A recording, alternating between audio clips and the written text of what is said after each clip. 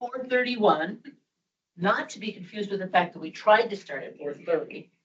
It is October 23rd, 2025, and I'm calling to order the Sustainability Commission of the City of Flagstaff. At this time, I'd like to do a roll call. Amy Wolkowinski is not here, which is why I'm taking the role of chairman, because I'm the vice chairman, Mary Metzger. Is Commissioner Elijah Bourne here? Yes. Cameron Carlson. Here. Kristen Conkle. Kristen Conkle is absent. Tom Lammy. Here. And Roger Skurlock. Roger Skurlock is also absent. Is there a commission member or even a member in the community that would like to read the land acknowledgement? All right, I'll read it.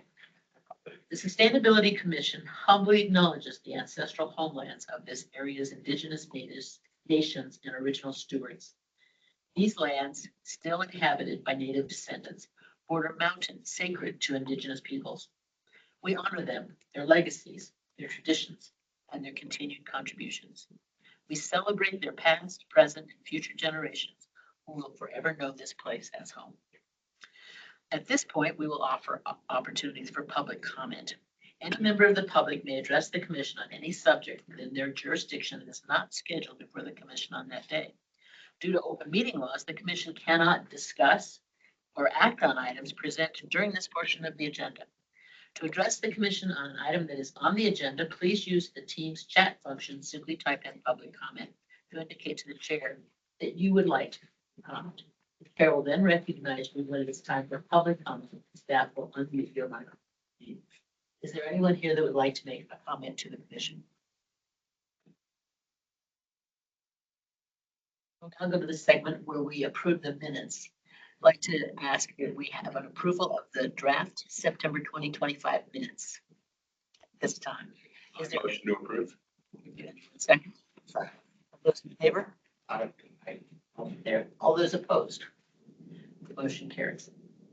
Now we go to business. First of all, just as a question, two people who were not here, they are not here by Zoom, are they? Correct. Okay, so it's Have not, any so concerns? all our participants are in the room. You're gonna know, okay. So we're going to ask Jenny Neiman to please introduce new sustainability office staff. Hi, commission members, Jenny Newman, Climate Action Section Director. I am thrilled today because we have 3 new staff to introduce you. So I'm going to introduce Diane first, and then I'm actually going to kick it over to Steve. I'm surprised to introduce his 2 new team members. But yeah, it's a really exciting day.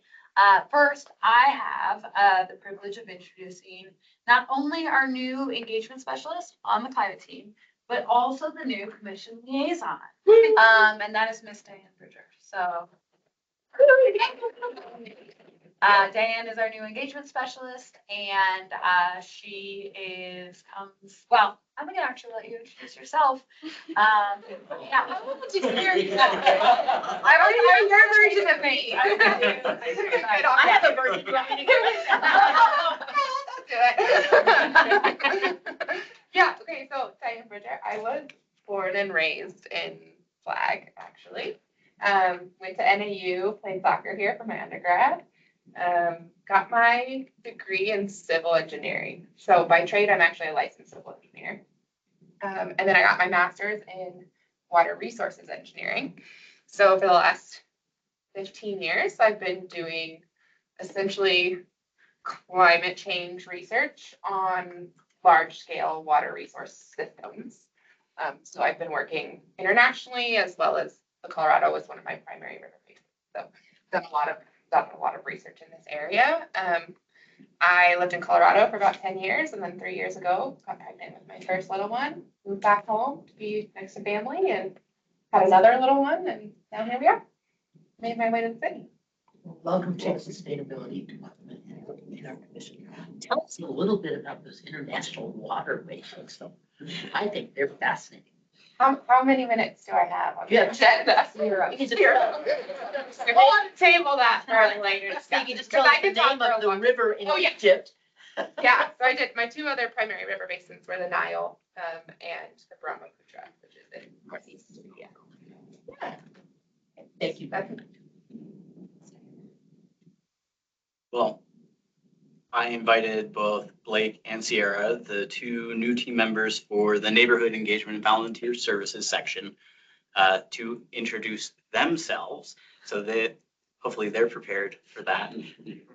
Let's start with Sierra.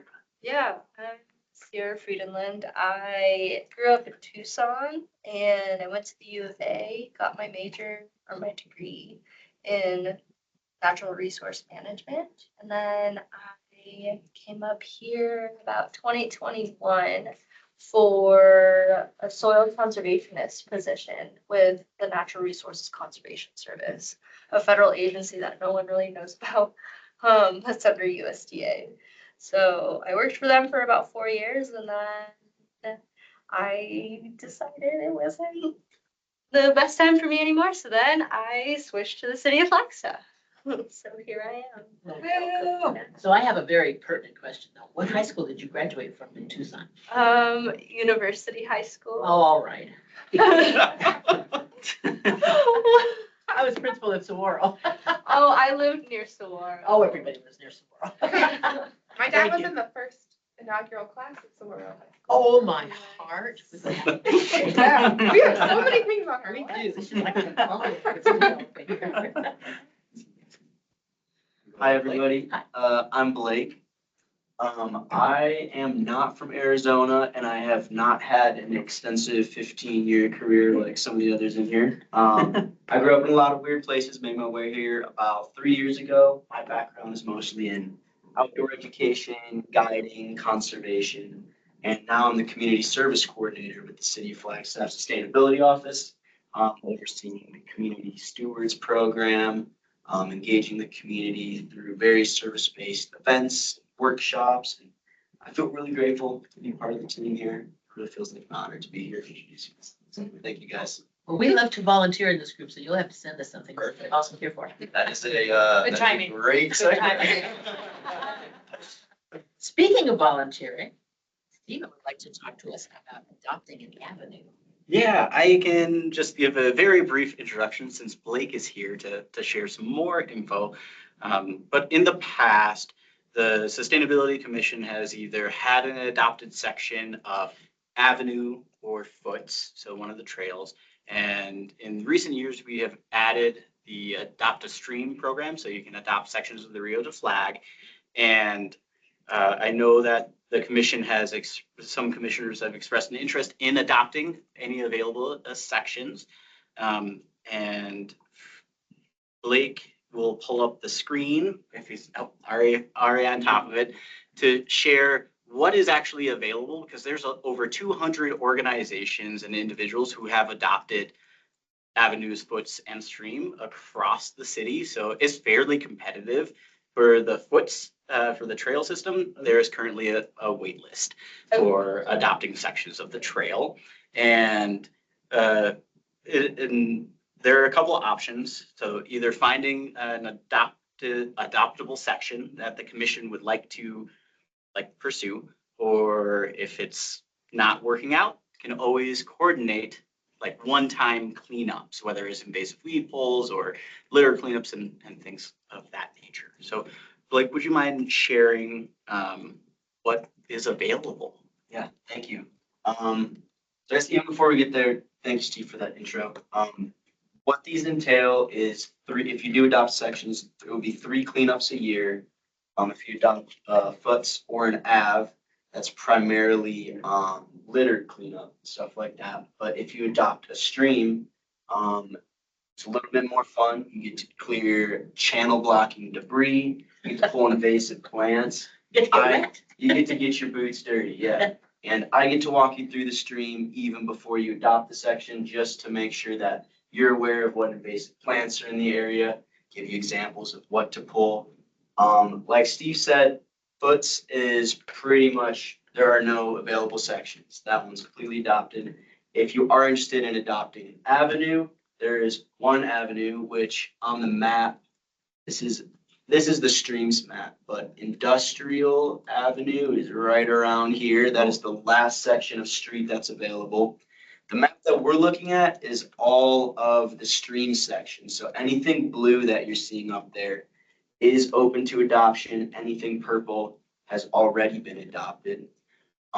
So if you guys are interested in adopting a section, I'm just gonna ask for one person's contact, one person to take a point on this that I'll reach out to afterwards. As you can see, there are sections that are available pretty much clear across Flagstaff, so that would very much be up to you guys, but once I get that contact, I can share the map with you, share some further instructions and details on what that process looks like.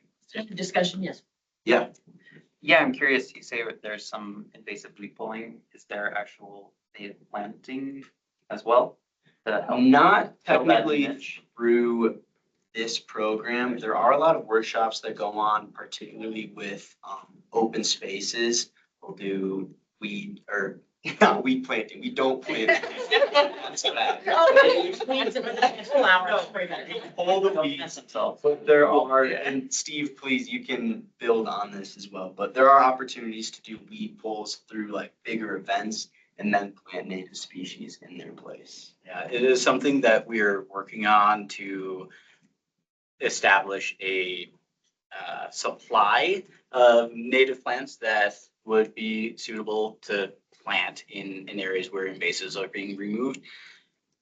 Each section of the stream is so unique that not every single plant species would be like suitable to be planted there. So that's a further conversation that would have to happen like about that specific section.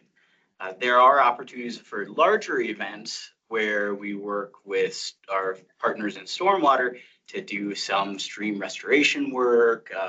The last one was a couple of years ago up in Cheshire, where they actually had crews come in and then we had volunteers come in to help reshape part of the channel. And then we did a lot of planting then. So there are opportunities for that. It's not as ingrained as the other aspects at this point. I'm aware that there was a project where they were removing the poisonous weeds that I think they used to kill Aristotle with. What is that poisonous weed? Poison. Hemlock. Yes. We have hemlock in our area and it's really bad for horses and animals that encounter it. Thank you. I could not remember the name of the poison. It doesn't know it killed. Good one. Thank you.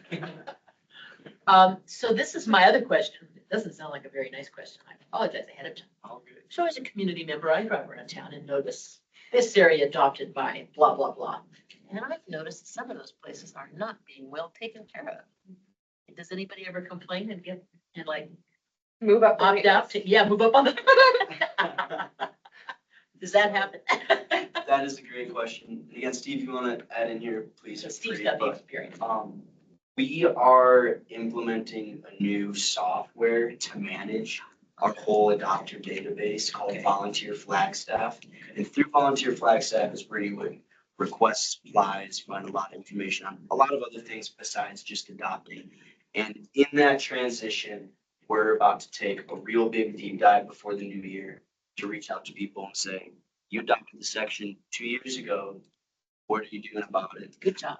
So it is a long process that we're working on managing. And as people adopt an area, they can come and get the picker upper things, et cetera, from you. They Yeah, get equipment to put stuff in the garbage thing. et cetera. Yeah, so through Volunteer Flagstaff, there's just a little link that says request supplies here. That request will come straight to me. I'll set all your supplies out. You guys just pick them up, do your thing, and drop the supplies right back off. Yeah, Thank you. it's a good question. Thank you. Any other discussion? So I'm just, I hadn't really heard that we were looking at adopting, but I was just sort of rattling in my head, would it make more sense for the commission to adopt its own section or to kind of adopt ourselves out to some of these other groups and be, kind of participating in the community that way and circling through them and, kind of letting people know there is a commission. Yeah. That Call them up kind and say, you haven't cleaned up your area. Maybe. Have to help you. I'm a little concerned about some of these places By that the are way, adopted.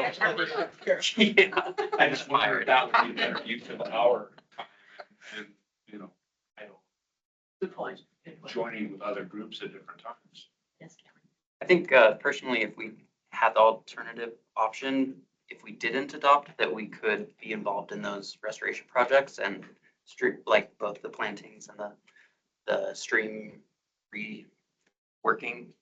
Because those are actual, like, not actual, but they're close to heart for me.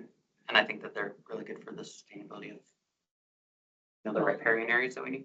If I'm noticing the Boy Scouts of America not doing their job, we don't want people noticing the Sustainability Commission not doing their job. That might be something we don't want to read. But luckily, you'd be able to, keep us accountable. Blake, can I think it would be very helpful for clarification, for the public that might be listening. How many times is one group expected to clean up their avenue if they adopt I anything? said 3 times. Yeah, so 3 cleanups per year is Thank you. what would be expected. So I think it's important to note that there might be a lot of trash that comes within those 3 cleanups of the year, that isn't necessarily one group's fault. Well, so it's my job, just go clean it up anyway, right? That's a great You see idea. it, pick it up. That's a great All right, idea. that's there. So you're adopting every section? I will adopt it, the whole town. Okay. So here's I would suggest that we do this as a commission.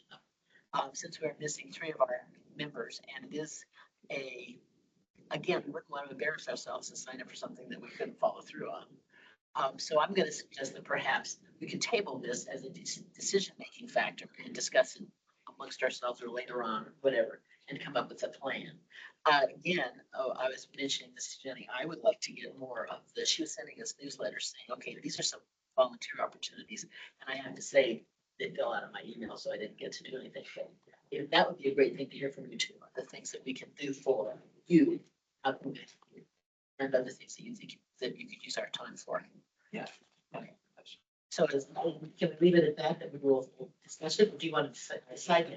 Just how urgent are these, like going fast or? Oh, that's good. Soon? Yeah, so, That's fine. the avenue has not been adopted in a while. Streams, there's about 11 sections that are kind of just sitting there at a little bit of a standstill, so there's not necessarily a fight for these at the moment. I've been on Industrial Avenue. I understand why it's been stuck. You know why? Yeah.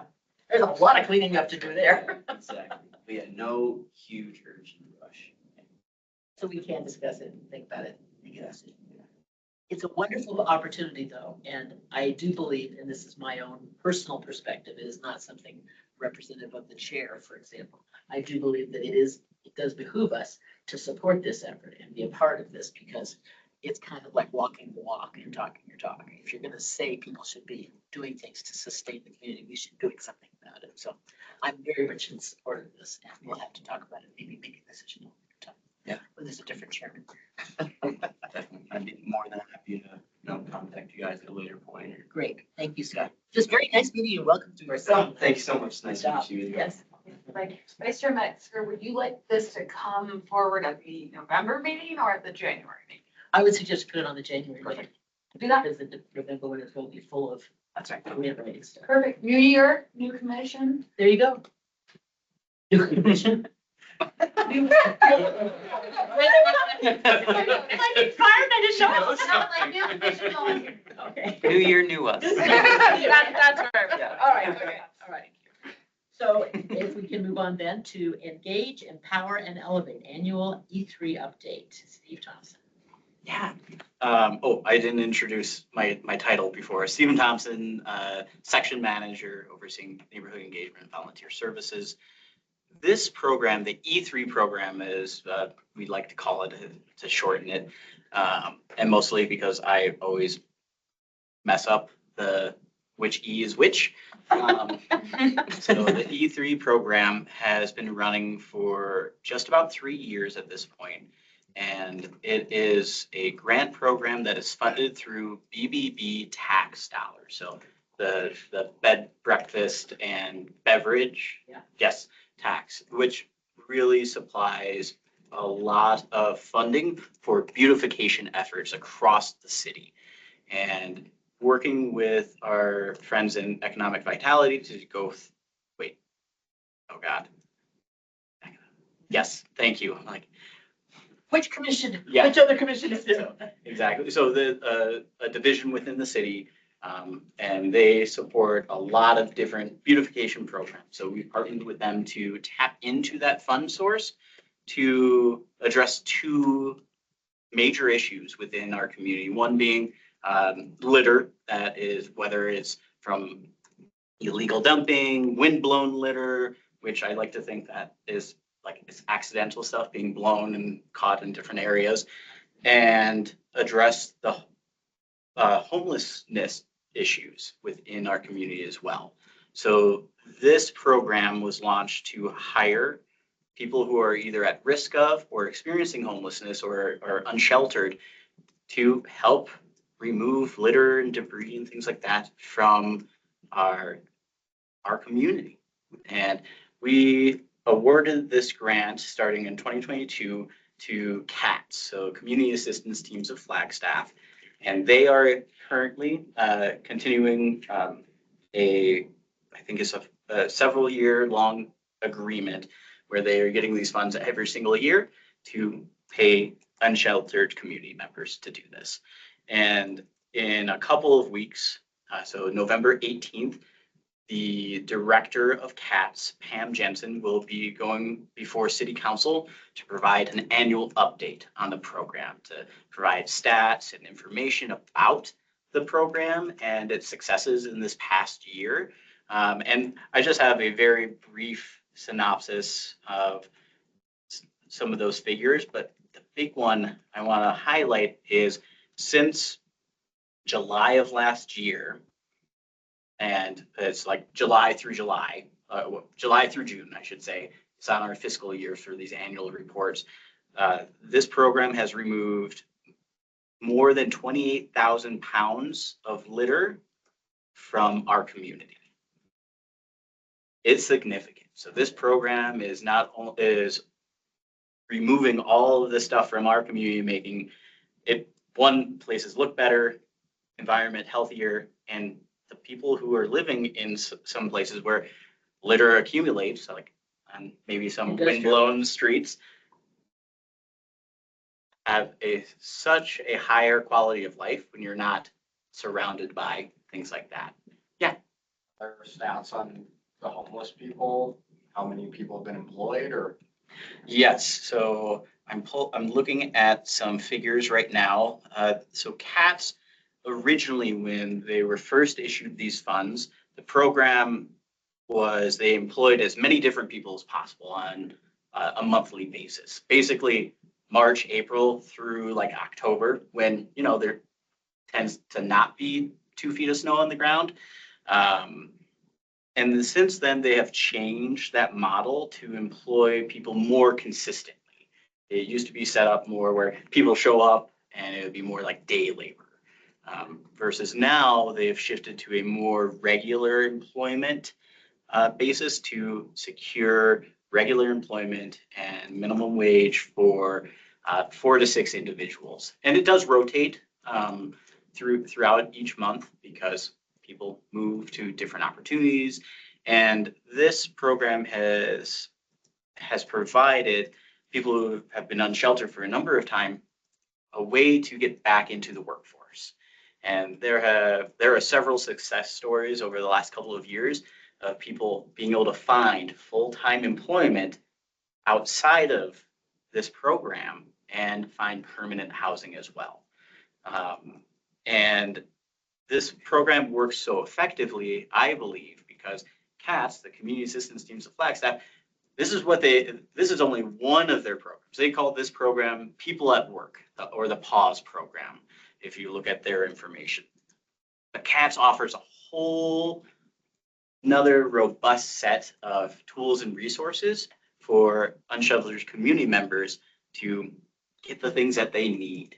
So they do a lot throughout the community. And they're one of the partners as one of the resilience hubs, working with Sam Wiley in our office extensively.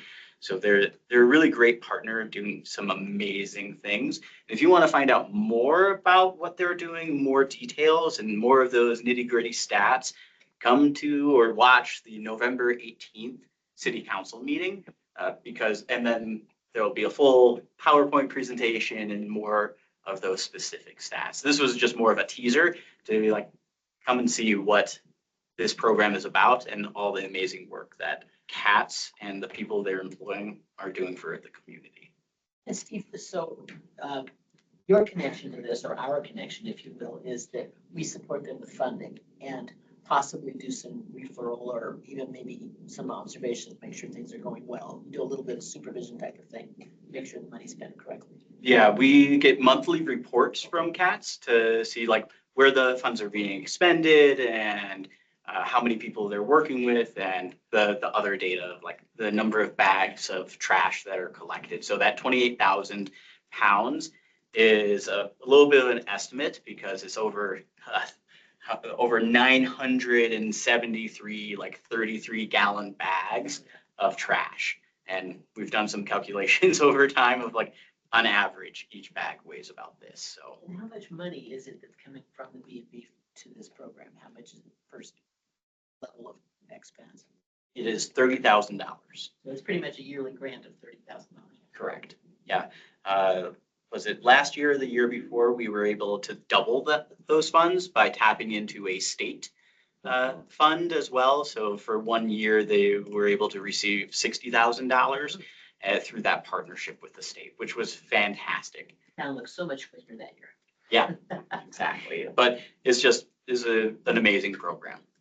So are these two, if you have the adopter stream, it sounds sort of similar cleaning up and whatever. Is that different from the freeway cleanup group? Yes, those are separate. So ADOT, so the Arizona Department of Transportation, they have their own Adopt a Highway program. And you'll see those signs along I-17 and any state maintained Well, highway. from I-40, I do it on I-40, right from the Oh. 89 entrance down a mile or something. Fantastic. But there's a place down You there do where, it? You're the ones going up there doing it? well, I mean, I got other people, I'm not doing it by myself. But I but- I thought it was the Department of Corrections, that's the people who were in trouble that were doing it. I Well, didn't they know. probably do the middle, because we're not supposed to go into the median, we're supposed to stay on the side. But there's a place where it's just a drainage, that comes down and dumps right into that area. And that is the gnarliest place of any. I mean, I'm finding, all kinds of stuff you don't want to talk about down in there. And I didn't know how that interfaced, or do we, because it seems kind of interesting to have 3 different groups sort of doing the same thing. I didn't know what kind of coordination was between the groups and, how do you sort of leverage all of that together? Thank you for that question. So with the program that CATS runs, they have set routes and destinations that are primarily along like Butler, Route 66 and Milton, other areas in Sunnyside. And their primary reason for doing that is like, one, it needs it. And 2, it's a great way for them to conduct outreach to unsheltered community members. And to be like, hey, we see that you are in this situation. Here are some tools and resources. Come and see us or connect in these other ways. So they have set routes. Some of it does overlap with the Adopt a Av program, but more the merrier. The more people out there doing it, the better.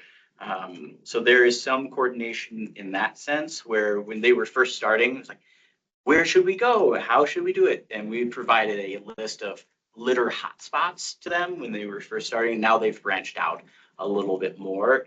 And like I said, it really focuses on them being able to do outreach with others. So they're looking more for people than trash and giving people something to do.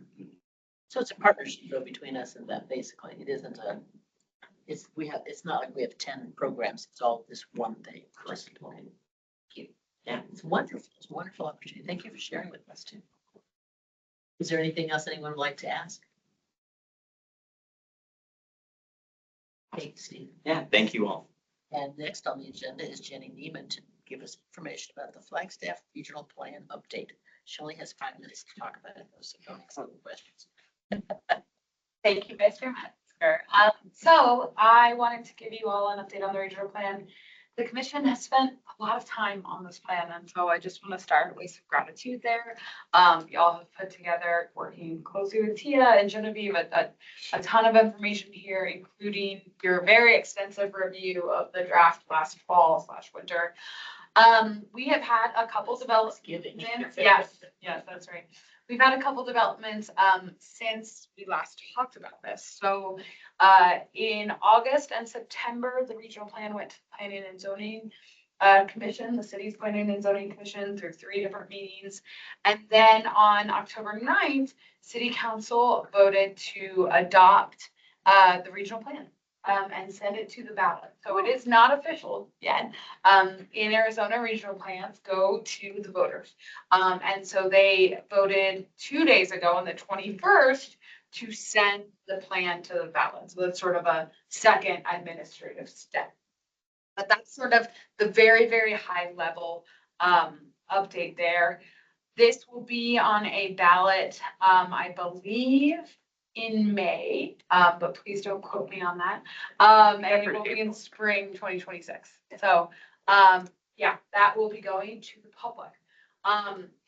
The city is in a place of informing the public about the regional plan, and so we will be having a lot more information about that this winter and this spring about how important this plan is to the community and just providing information to commissions as well as to the public. Those will be mostly public facing events, and we may ask for your help to spread the word. That's the high level. There's a lot of other things that happened with the regional plan, specifically as it relates to climate action in the last month or so. And so I can share a few more details about that now, but we don't have a ton of time to get into it. But basically, when the plan draft came out of the Planning and Zoning Commission, the Planning and Zoning Commission voted to adopt it with a number of conditions, like tens of conditions. 2 of those conditions really affected how climate was being treated in the plan. One was a proposal to remove general support for building electrification, and the other was to remove sort of the prioritization of climate and housing, and sort of make those 2 priorities equal to the other 4 priorities within there. Long extended conversation at council about this, a lot of public comment, and ultimately council elected to not support those 2 amendments from the Planning and Zoning Commission. So basically from our perspective, from the, how climate looks in this plan, it was not significantly altered through the Planning and Zoning Commission. And so I know that many of you probably read that draft that came out in, I believe, late July, mostly August was really where a lot of people were talking about it. And that draft, there are edits to it that did happen, but those 2 very large edits did not happen. So just wanted to provide that sort of quick overview. I know that was a lot. No, it's great to hear. It's great to hear a win. Sounds like we got a win. The climate action features were not substantially changed by this plan. Well, what I mean is if they were saying we take them out and they didn't take them out, that's a win as far as I'm concerned. Well, the one I thought I heard about was the electrification support versus gas. Is that still there? Are we still prioritizing electrical Federal issue going on. power and heat and things versus? Thank you for asking. Building electrification was as written in the plan. It does support building electrification, but it does not necessarily demonize gas, but it does say we want to support this. The plan, that was one of the edits that the Planning and Zoning Commission had proposed, and that did not move forward. So the plan stays as written in the July, August draft.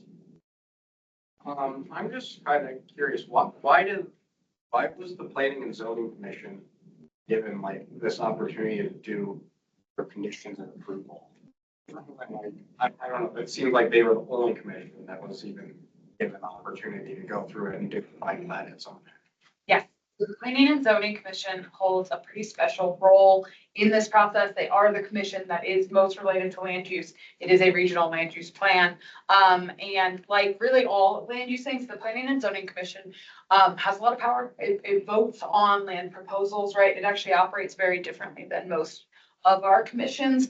And then those sort of recommendations then go forward to council. So they are the, core commission on this plan, just like the carbon neutrality plan, like you all would probably be the last group to see that in that way. And so I believe statutorily they may be required to do that, but regardless, they are the commission most related.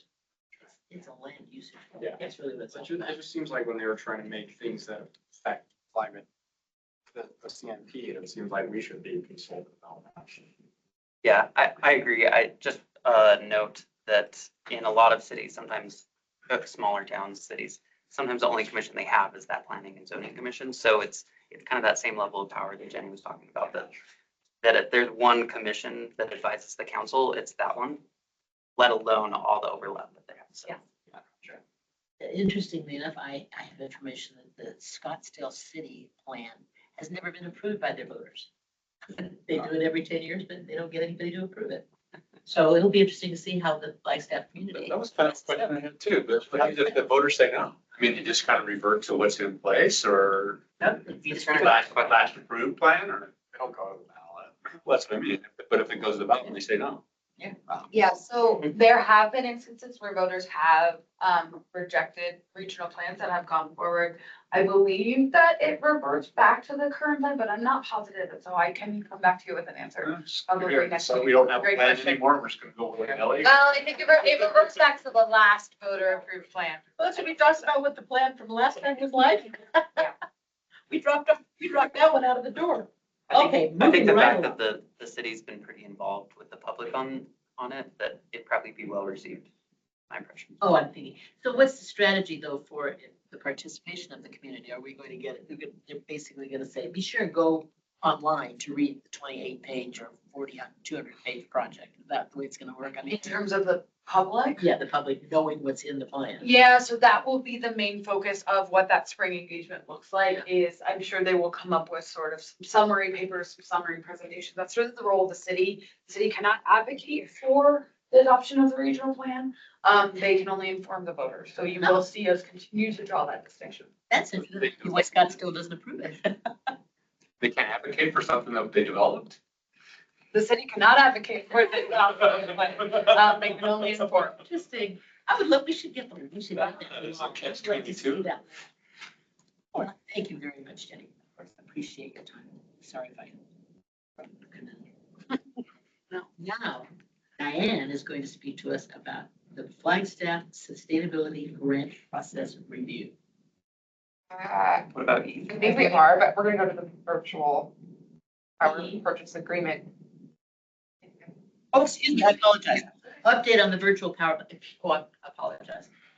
I was jumping right over that. I saw Jenny Neiman is the last one I moved on. So first, we're going to have an update on the virtual power purchase agreement, intergovernmental agreement from Jenny. Thank you, Vice Chair Metzger. I'll be really quick here. The city of Flagstaff has joined an Arizona-based consortium of different institutions to procure clean energy. So to buy clean electricity through what is called a virtual power purchase agreement. We did a quick overview with council in late August, and then it went to city council on October 7th. And council approved it. And so this is very exciting. We are in partnership here. This has really been being led by NAU, by Dr. Eric Nielsen, the sustainability chief at NAU, and Dr. Nielsen has brought together the city of Flagstaff as well as a handful of other partners that are hoping to go forward and essentially pool all of our impact together, right? To go and consider different renewable energy markets. The idea here is that there are strength in numbers and that we can get some economies of scale and scared at expenses. And so we are with this sort of collaborating group to move forward. What we will do is talk to both our current power providers, so that's APS for some of us, SRP for others, to try to get a better agreement that is on terms that are more favorable to the city and its partners, as well as looking at other partners where we could essentially we could have this virtual power purchase agreement, where essentially we are purchasing clean electricity from them. The really exciting thing about this model is that it brings additionality. It says, oh, we actually contributed to getting this wind farm, say, built somewhere in Arizona or maybe New Mexico, right? It really allows us to say that.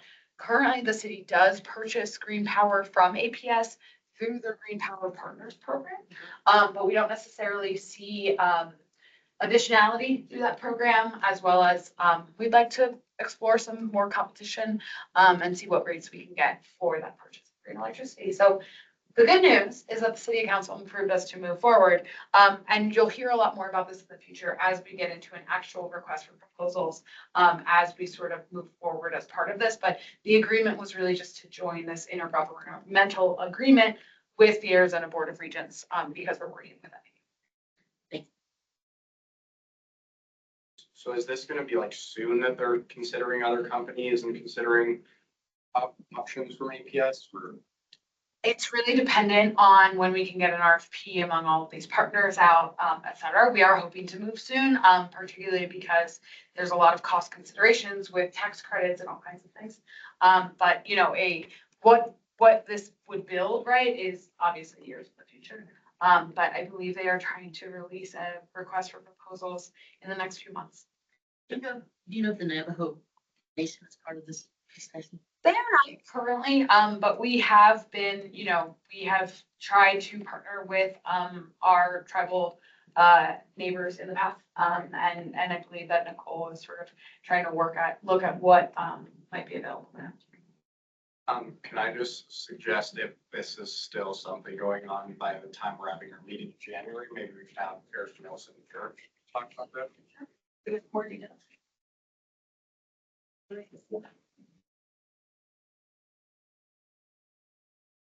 Now, we can go to the Flagstaff Sustainability Grant Process Review as presented to us by Diane Bridger, our sustainability specialist.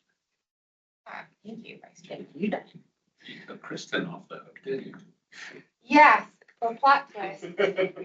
Kristen mixed up our meeting because there's 5 Thursdays in October. Oh. So she couldn't be here today. But yeah, so I'm actually taking over what she was going to do. So yeah, so I've got the next 2 sections. So we're going to start with just the process overview. And then we'll go into a scoring exercise and a very brief kind of bias review. I just want to say though, everyone in this room, you 4 have reviewed these grants and been through this process, and the 3 of you have, as well. So I'm the only person that hasn't. So it feels a little silly for me to be the on the process, but it's good because it just means I'll get a lot of feedback. And I'm saying that to also just That would be your encourage- approach is more clean and Yes. clear though. It's not, Maybe. it's not cluttered with lots of former experiences and all those other things. It makes you feel better. I am not familiar with process. Okay. So- That's making me feel better. I was on a different team. Okay. Yeah, so I'm going to go over, but just as a very brief background, in my previous position, I did a lot of grant overview and grant facilitation work. I actually was the program manager with the EPA administering all grants under the Inflation Reduction Act. So any over $1 billion, which is not fully funded, a lot of that was rescinded. But as far as the grant How process much of it did you started, I was not involved in that process. I was only involved in the administration process. But I do have so from that lens, I've done a lot of from application to implementation, Good job. oversights and grant processes. So hopefully I can be a resource for y'all in this. So getting to this year. So again, I came in, this is week 4 for me. So I came in after applications were closed. I think they closed the day I started. So we got 31 applications. Yeah, which is great. I think that ties the previous record for submissions. It also means that we have 31 grants to review, which is a decent amount. So at this point, everybody, and I apologize for permission settings on the Google Drive. So at this point, everybody should have access to the Google Drive where all of our grant information is living. I resent you your email. So I'm going to share my screen and we're just going to go briefly over some logistics things.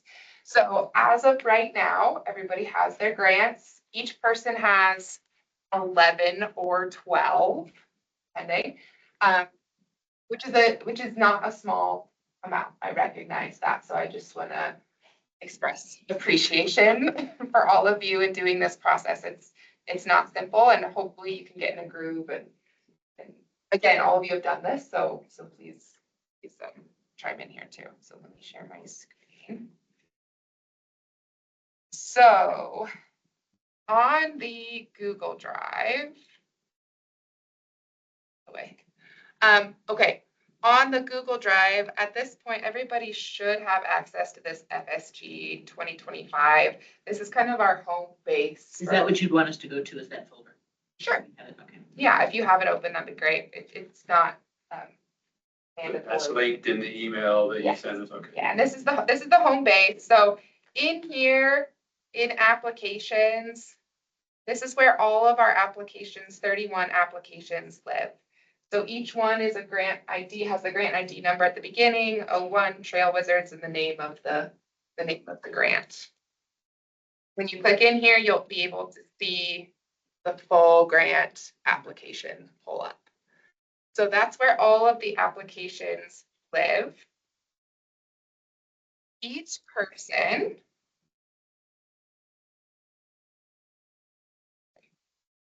in our grant evaluation materials, each of you, including our external reviewers, have a folder. It's pretty small. Let me see if I can zoom. Okay. So each of you have a folder in here, which I sent you direct links to. So at this point, I can see everybody's. You should only be able to see your own. Okay. Hopefully I didn't mess up the permissions at the beginning, but we can talk through that.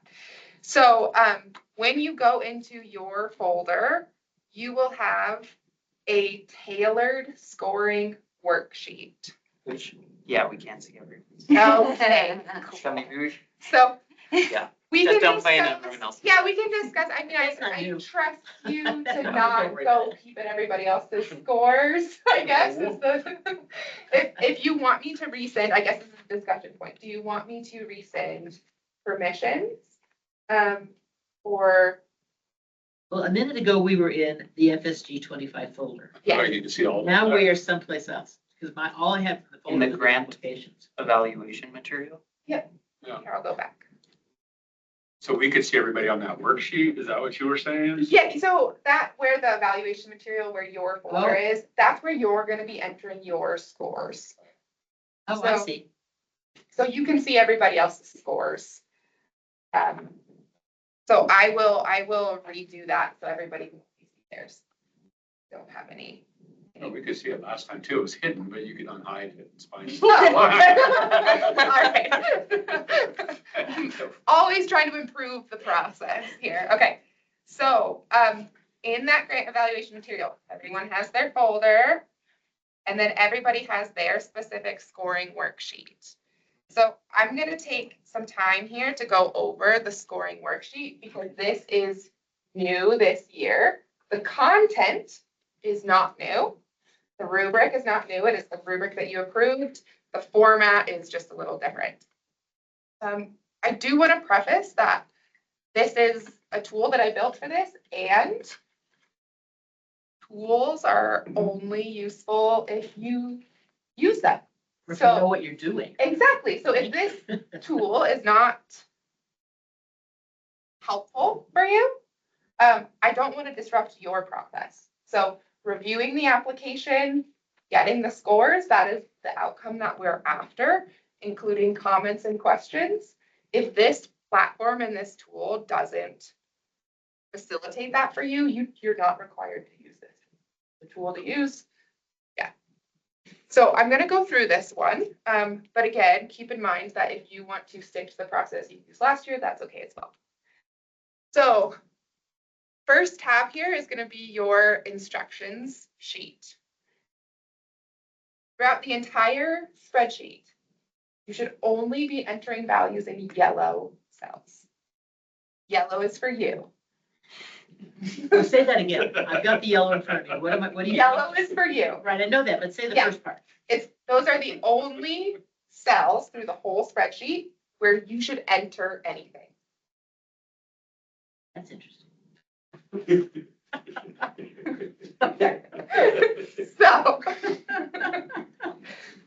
So your individual scoring spreadsheet will have different numbers than what you see here on the bottom.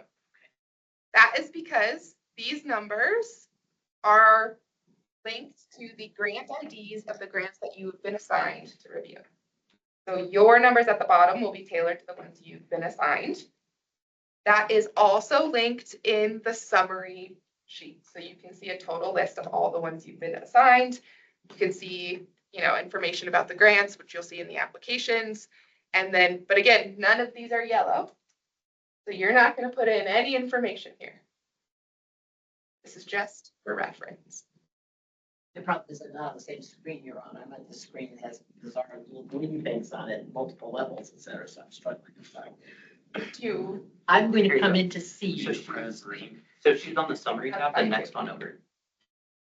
So, Okay. You could have done that. You're. You would have to get a walk over here. So what you're seeing is gonna be Thank different you than very what's much, up Pam. on the screen, because yours is gonna be a list of the grants that you are supposed to be reviewing. Right. So if I were doing this, my first one to review is number 3, this high country ride service. So I would go back to my folder.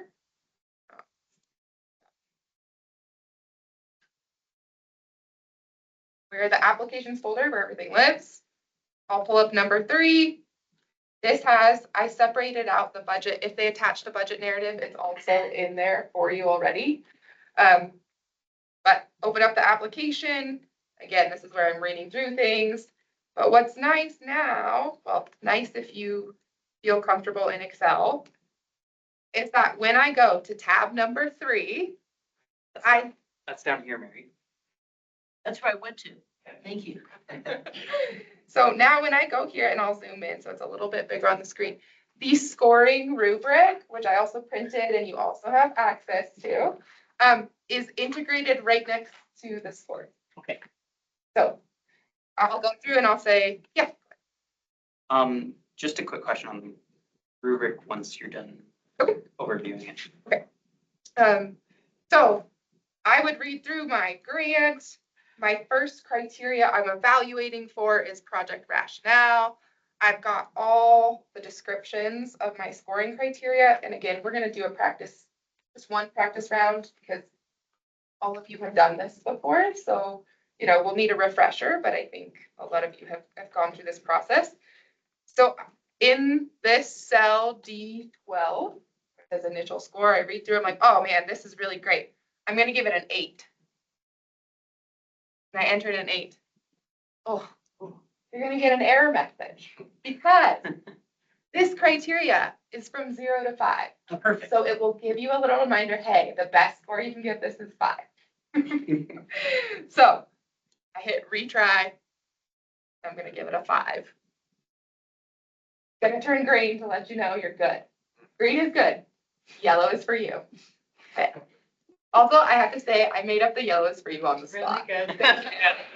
Thank you. Or if you've been a kid. I have a 1 and a 2-year-old, so clear instructions.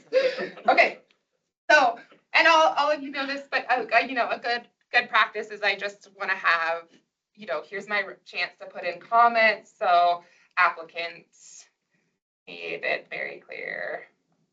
Will these comments be viewable by the public, or are these private for scorers, or how? Because I know there was some sensitivity about that last time, what comments would be visible, which ones would This is not. all working well. I think they were public last time, or potentially public if requested. If requested. So it was like, we need to be careful, like if we're writing Yeah, this, dumbasses here. Or Yeah. That's actually, Transparent, yeah. this is a great moment to talk about what's a good comment and what's a not helpful comment. Nice. So we never want to say, for this example, we never want to say high country ride service is a bad idea, right? We don't want to point to an exact person. So you never want to call out a person in this grant using words like the applicant or referencing the application. I don't want to say whoever wrote this was an idiot. That's Right, we don't- want to do. Don't say that. And again, we want to make it very clear that our comments are tied to the criteria. So our comments should really be why explanations of our scores. So if this was missing, I would say application has no evidence provided that this project is needed at Flagstaff. Right? Yes. Okay, so now I've actually gotten to a screen that matches what you're doing up there, Lovely. but I do not have the application itself. So we're talking about, all we're talking about right now is responding, but at some point we'll look at the applications and you can help us run through those. Okay. Yes, this is just an example. Okay. I'm not actually looking at this application right now. Yes, good question. Really, thank you for saying so. Yeah, Mary, I guess on that note, she did show where she was accessing the applications, and it will be kind of like last year, it'll be some type of juggling, however you organize it, that you have the application handy, and potentially this live rubric. I'll be honest with you, Cameron, I just printed them all off last Yeah, year. I was gonna say, we can plan for We can folks print, too. yeah, They would Just like made it that. easier for me to work. with. Yeah, so if you print them all, you can have this as your one screen Yeah. and fill it out live. I did. And then something that's really, really helpful, setting this group up for success for our scoring discussion is if you reference page numbers and paragraph numbers. So if I said this application made it very clear this is needed, I would say see paragraph 5 on page 2. Just that's for me, so when we come next round and maybe Vice Chair Metzger and I have a 0 and she has a 5, I can go back and say, oh, that's because I was referencing this, and pull it up very quickly. So that will set us up for future success next meeting. Yeah. A couple other things I want to point out that are different on the spreadsheet here. So again, we're going through the same criteria. Again, you'll put everything in here. You'll put, your comments. There's a bonus point on the community goals criteria. One bonus point is available to any project that meaningfully involves an underserved community. Yes, we know about that. We put it in there So- last year. Yes, this was I think this was a modification. Yes, it was. We didn't have it last year. Okay. So now it has its own little separate, so for this one, you'll just put a 0 or a 1. Again, once you've done it, it'll turn green. So all the way through, and then at the top here, here's all the grant information, but your total score will update as you put in numbers. So once I put in everything, I'm just gonna make this up to show you. Okay, so I filled out my whole criteria. There's my final score. When I go back to the summary tab of my grants, it will now show you I have completed that grant application. So if you work on it in multiple sections, which I imagine all of you will, I hope nobody reviews 13 grants all at once. This gives you a little bit of I think it'll take a whole day to do all 13. Oh, I'm wow. sorry. That's The only way I can do it. impressive. So it'll just give you kind of a reminder of where you are. If you don't have a score, if you only got halfway through one, again, it'll just show you in progress. So you've got to go back and see where you are. So when all of your scores say completed, I think you're done. Okay. I'm gonna pause there.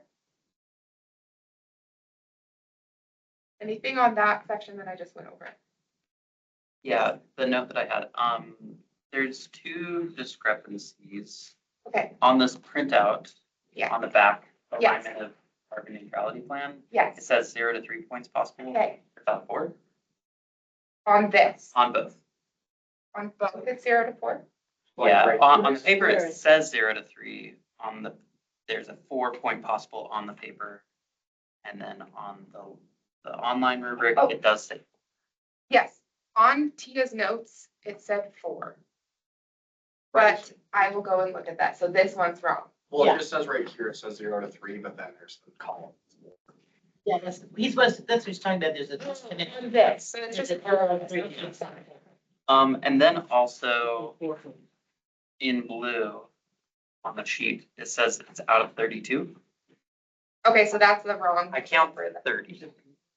Okay, so I bet I had the 0 to 3, and then the bonus point, I counted the bonus point, you did. He's talking and I still only got 30. Okay, all right, I'll Yeah. go look.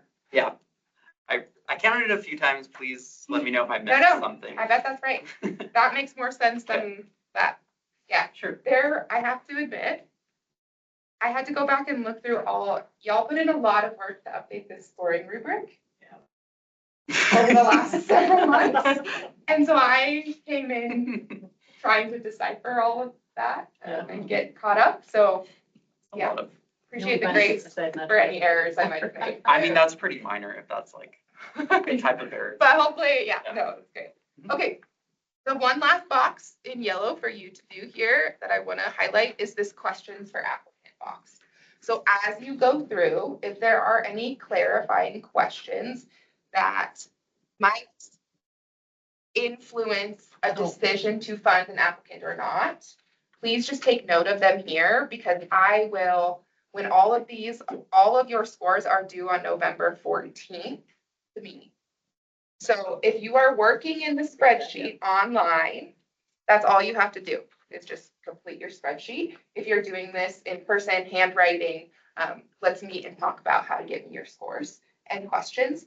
But as soon as all of those are due and done, I will be reaching out to all of the applicants for any clarifying questions, so that I have the answers to those hopefully by the time we meet to go over the scores on November 20th. And that little square goes to you. If we write in there saying, I don't understand why they've asked for a water hose when they're trying to plant whatever. Right. then you do the research I on do that, that. then you get back to us about the Yes. answer on that. Yes. It doesn't necessarily get shared amongst the other. Well, that's a good Well, question. I mean, if it's because I had what if you have a clarifying, like, Yeah. I can't go forward with this if, I don't understand something, that I don't. Yeah, then I will notify the other reviewers who have that grant assigned to make sure we're all working with the same. But you got this additional information. Yes. This additional information is coming. Thank you. Yes.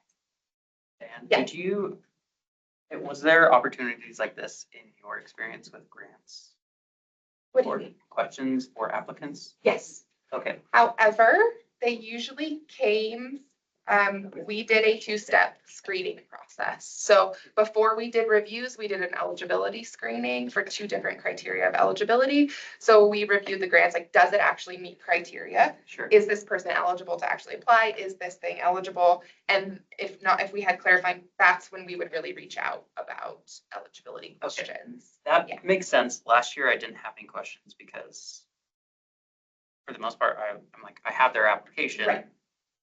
Like, they've given me all the materials they think is appropriate. Yes. So is there a best practice if we're not doing that 2-step process? What questions would be appropriate? That- Yeah. Yeah, Which that's a ones? great question. So really, we're not asking for any additional information that could change their criteria. You are only allowed to score them for what they gave you in your application.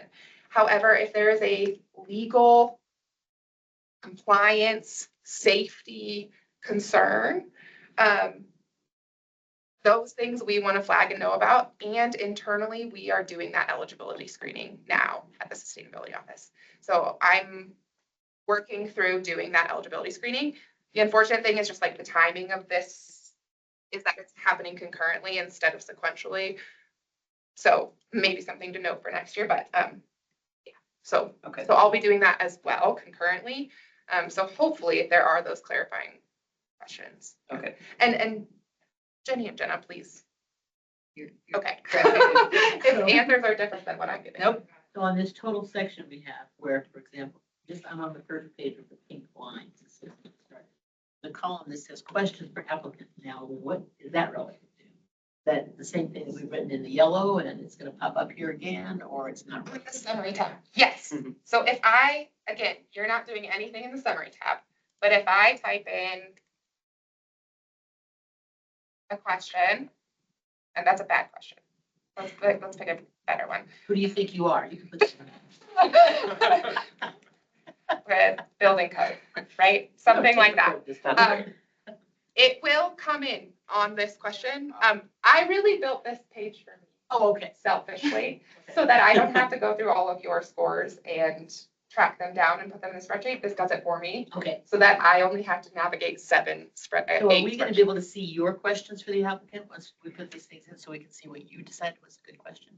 Yeah, if I do have any eligibility screening questions that I'm gonna reach out to applicants for, again, I will reach out to those reviewers and give them that information. So far, I haven't had any that would change eligibility. mean, you just have to be in Flagstaff, right? I mean, that's about the only criteria for eligibility. Well, they could be saying, I would like to use the money to go to Hawaii, and you're saying, well, I'm not sure that's It's not right. eligibility, that's just a bad grant. And- Good Right, point, yeah, Good point. we are internally screening for things like, really like compliance and legality. So if they're trying to build an illegal building, Oh, yeah. you know, and something that wouldn't meet code or something like that, those are the types of things. that Well, in we're- some cases, they ask for money for things that you have to go through other departments in the city to Exactly. resolve. We are noting those as well.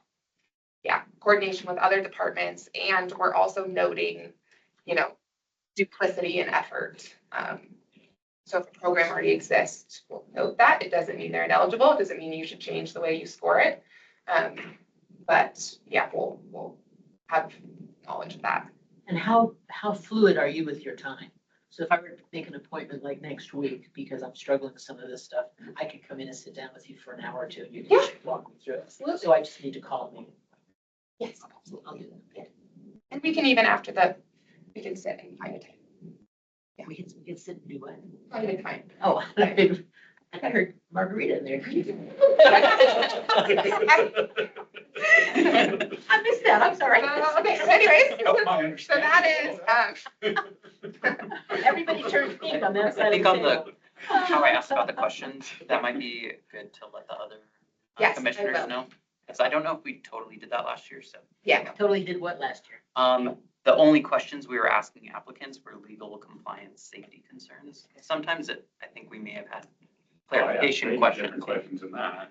Yeah, and so if we already have a complete application. as she said. so I guess this is the question for y'all. So in your ranking and decision-making process last year, were there questions for applicants, clarifying questions about their initiatives and programs that came out of that discussion that you did go and ask them about? Yes, Okay, okay. yes, So additionally, yes.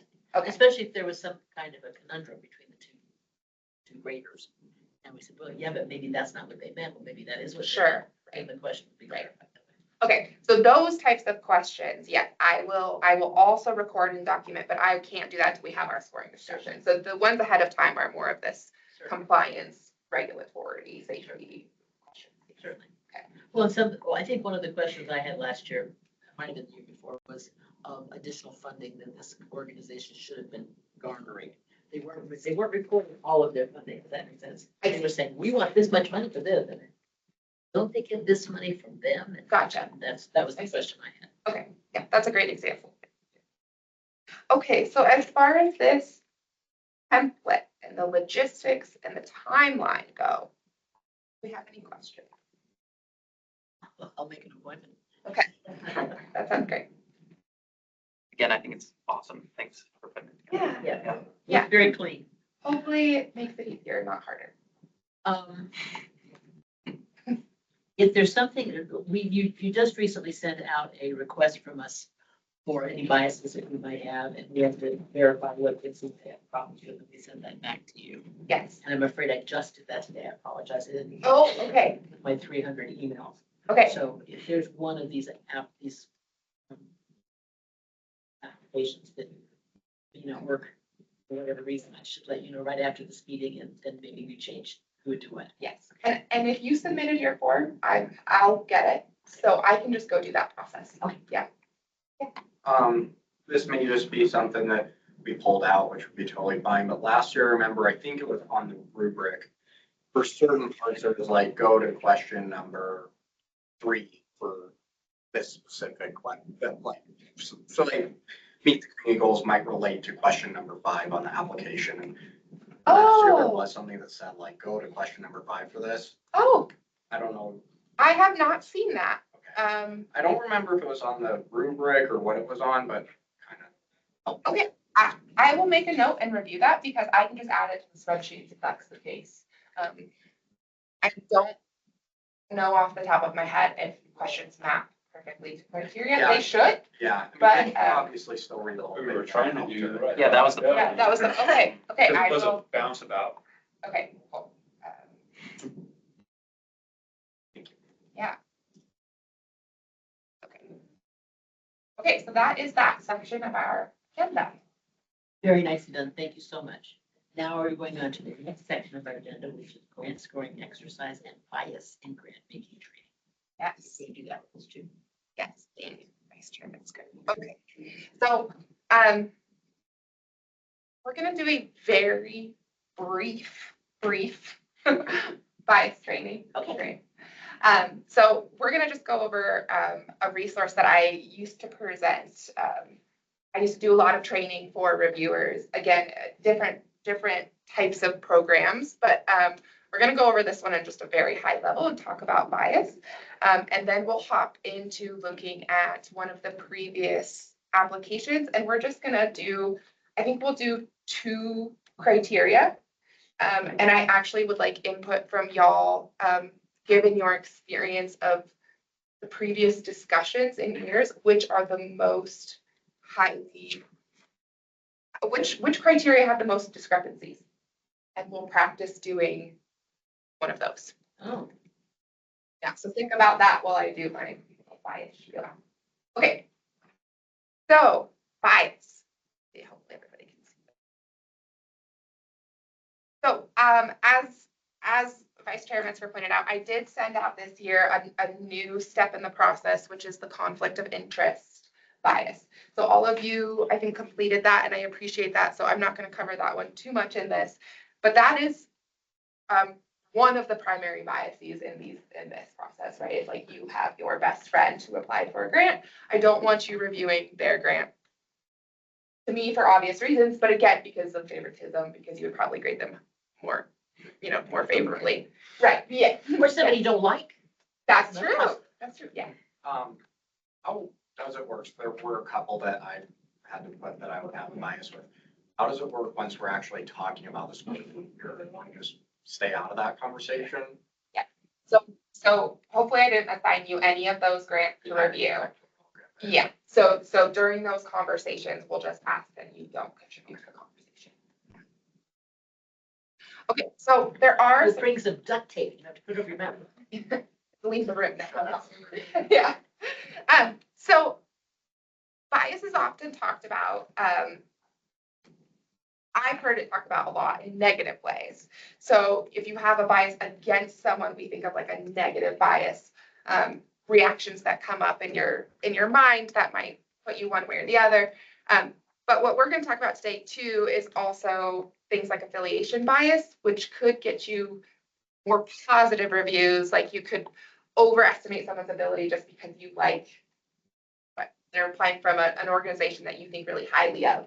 And so you automatically go into the grant review process thinking highly of them, thinking it's going to be a really good grant, right? So bias is completely normal and a lot of times unconscious. Most of our quick systems, 95% of our thinking is actually unconscious. So a lot of our immediate quick reactions are going to be things that we might not even fully register, right? So when we're doing this process, the best thing you can just do is pause every once in a while and reflect. So I'm going to go through these different types of biases. So this first one is what I just alluded to, which is affiliation bias. So a lot of times if you have a positive reaction with a company, or so I also want to preface, I'm coming from the private sector, so I apologize if a lot of the language that I'm using is not applicable to what we're talking about. So anyways, organizations, groups, nonprofits, if you have good experiences with them, again, you could be getting a grant from them and automatically think it's going to be a great grant because you've had a really good experience with that organization. So hopefully we're avoiding that with our conflict of interest biases. And these are just some really intense stats you think about. So conflict of interest, again, we went over this one, but applications are 4 times more likely to receive high score when connected with the reviewer. So just some there are research and numbers backed with a lot of these biases that we're talking about here.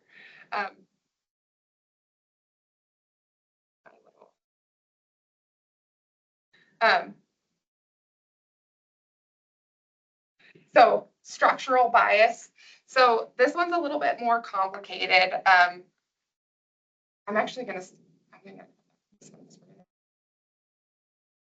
gender and sexuality and racial bias to begin it, or to go next and we'll come back to structural.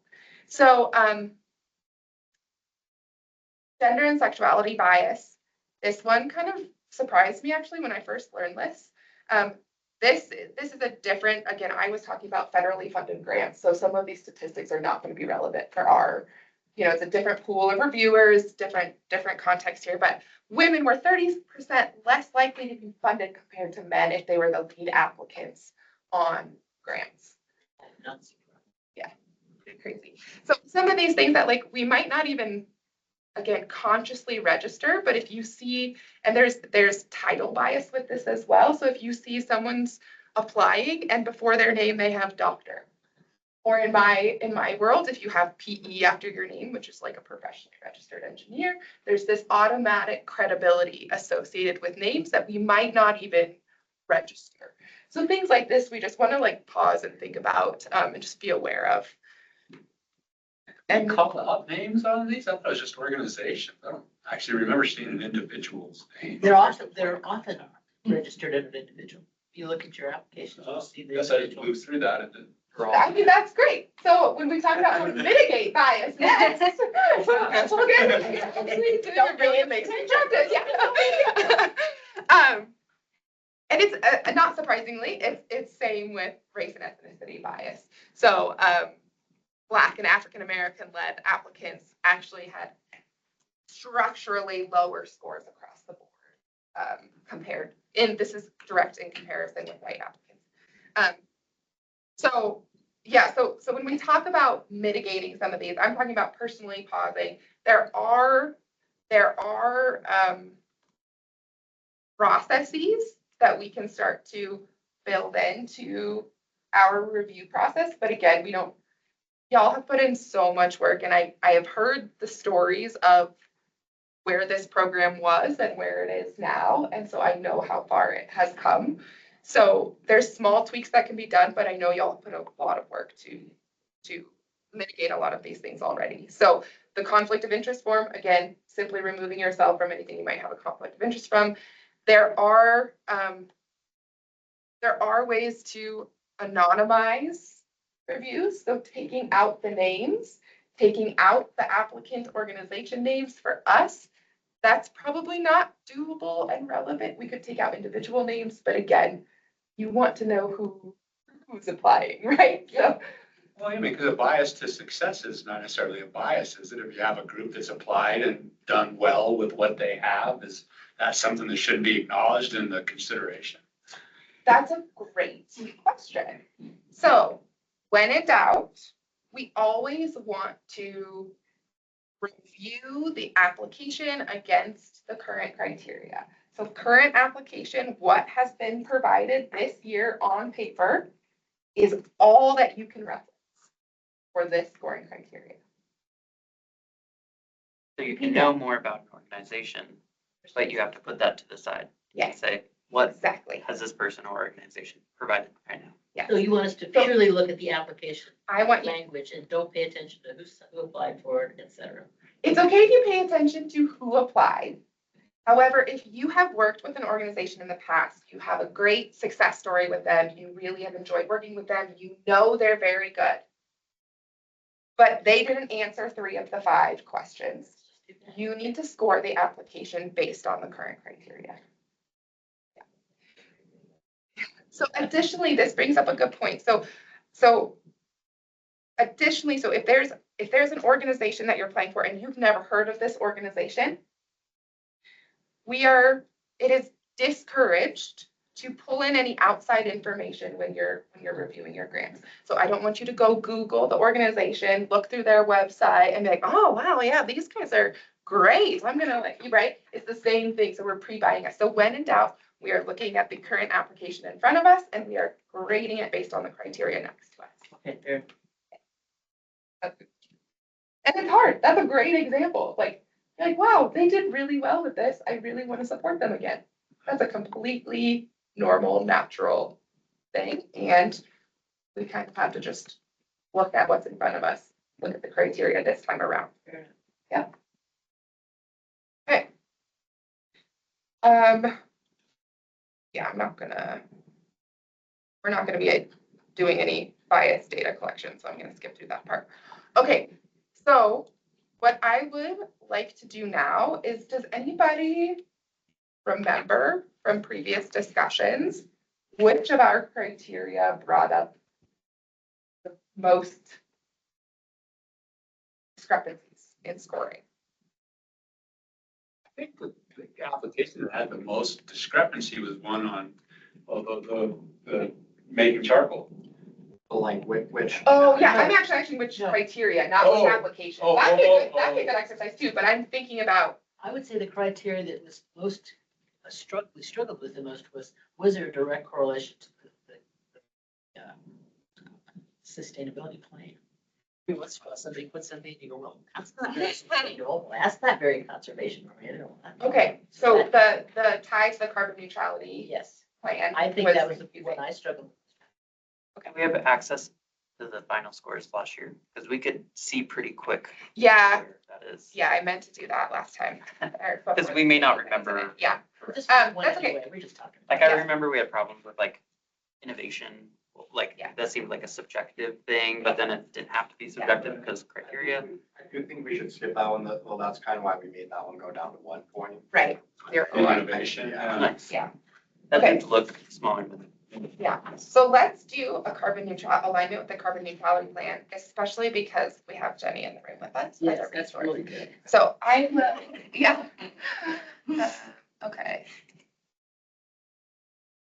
Let me find, And I was trying to look at last year's while we're doing this. The Oh, thing yeah. is, they're all spread across all the sheets right now, so I have to like I remember look Tio at those. Yeah. had a master. She does, but they're the total scores instead of by each criteria. Yes, yeah. So yeah, it would take me a minute to Okay. get The that. carbon neutral question was hard too, because the applicants didn't describe their program, whether it was or wasn't. You know, we kind of had to. Right. Yes. Well, when I'm saying that, my point is that there are some applications that you basically ask the question, what has this got to do with sustainability? What has this got to do with our agenda? There were sure, some that were, somebody said, oh, there's a grant you can get money for. You just felt this, that they applied Yeah. for something and it had literally nothing to do with. So you're still on the tables and chairs. Yeah, she is. This is about, this is about the park aimed for a special person that we're gonna put bricks in. Oh, that was the year before. That's the one that I'm having. okay, so I think what I would like to do now is, I let go of that one. everybody's got their printed out criteria in front of them. Yeah. I don't know if everybody can read what's on screen or not. I can try and make it a little bit Both at the same bigger. time. Oh, you have it. Okay. Okay, so what we're gonna do is we're just gonna take about 5 minutes on your own here to read through this, and we're going to actually practice scoring and writing our rationale for our score. And then we're gonna go around and share our scores, and then we'll kind of talk through what discrepancies we see and why, just so we can kind of practice getting thought processes and making sure we're all on the same sort of process page with this. So Could you make it a little bigger? yes, I can. It's So gonna, the application is this emissions mitigation, is that what we're talking about? Yes, this is the Yes. question about carbon neutrality, and this is where they start their answer. Okay. so yeah, this is just the carbon neutrality. Is this a criteria. real application? This is a real previous application. Yeah, I recognize it. I think it's also your example application from when Commissioner Conkle ran this last year, so. Oh, okay. I got a lot of practice. That might be why I scoring this recognize one. it. Yeah, so read this one, and then we're gonna give it a carbon alignment with carbon neutrality.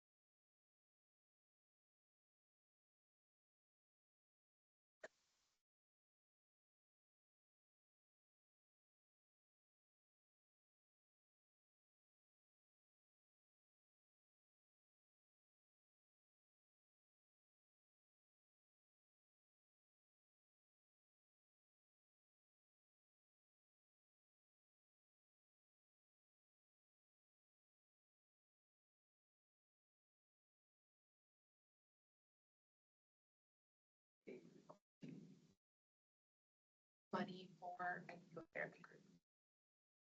So just Just the group. put it on. Put it on. Just look at the project. Is this We're a just mindful doing group? the CNP. Alignment with the neutrality plan. Yeah, it's a mindfulness. I remember it. Yeah.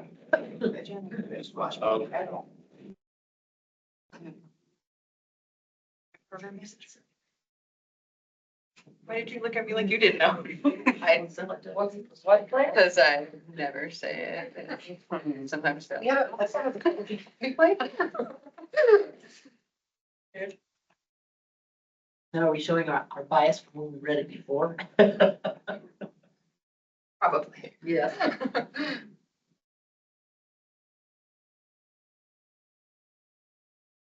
So in just about 2 minutes, I'll ask you each to share your score and then your rationale for that score, and then we'll kind of process through them.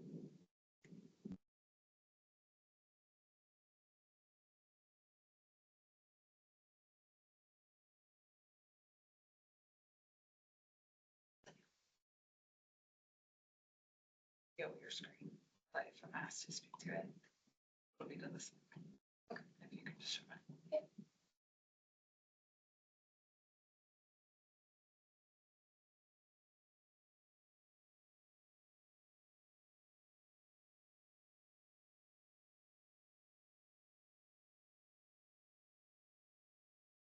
Anybody need more time? Anybody want? Need more time. I don't. Let's start over here, Commissioner Carlson. We'll start with you. If you want, I can start at the other end too. Oh, no, let's start with him. I'm still like finalizing. Okay, We'd like to- we'll I take won't- another minute. Thanks.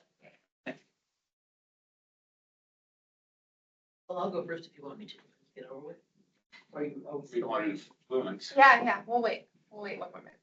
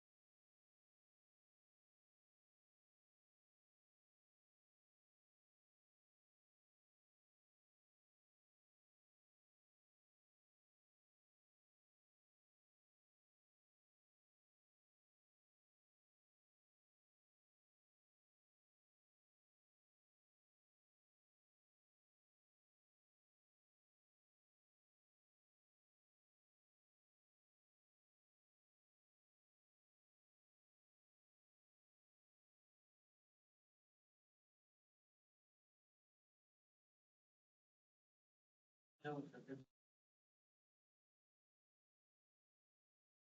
Okay, sorry. Ready? So I scored a 3 out of 4 on this one. I was torn between a 3 or a 4 because it supported community.